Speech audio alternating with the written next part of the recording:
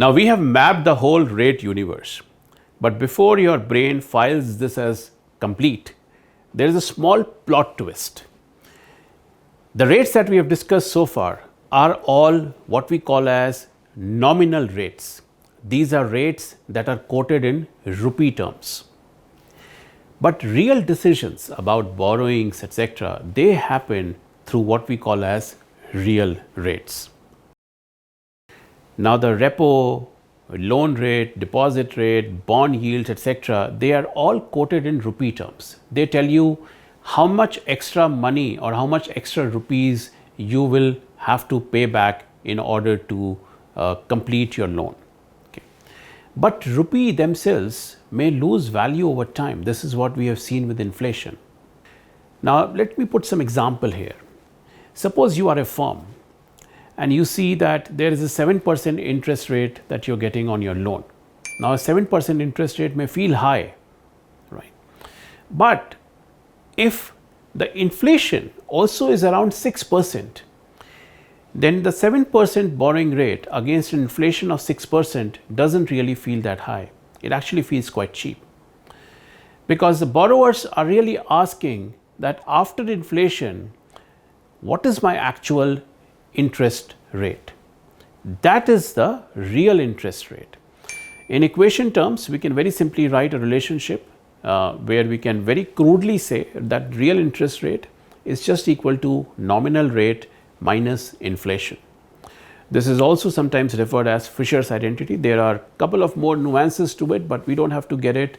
There is an expectations nuance, etc., to it. But broadly and very crudely, a real interest rate is just equal to nominal rate minus inflation. Let's put some numbers to it. Suppose the inflation that we have is around 6%. And let's say a bank loan is being provided at again 6%. What does that mean? It means that if I were to borrow this money, then in real terms, I am getting this money for free, because the real interest rate is just equal to 6% minus 6% equal to 0. So in real terms, I am not really borrowing anything. There is no interest in real terms. So there is no real cost to this borrowing. This real interest rate is the true economic cost of borrowing. And it's a simple adjustment. You strip away the inflation from the nominal rates and you get the real rates. And the real rates matter for decisions of borrowing, because they are what ultimately determine the real cost that you pay in time.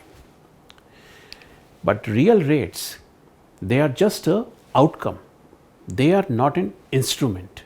You don't observe these real rates. You calculate these real rates. You deduce these real rates.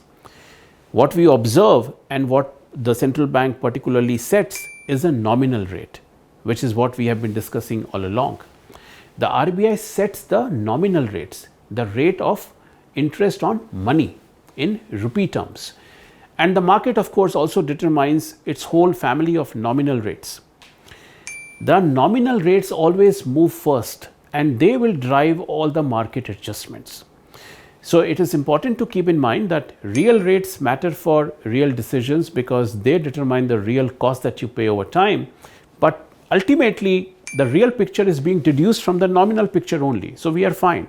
All our discussion so far was about nominal rates, and as long as we just keep that in mind, we can just keep tracking these nominal rates and how they ripple through the system, and then we'll be just fine. So that was all that was about this cousin, the theory of real versus nominal rates. Now let's get into the operational details. Let us look at how RBI actually pushes these rates using repo and reverse repo.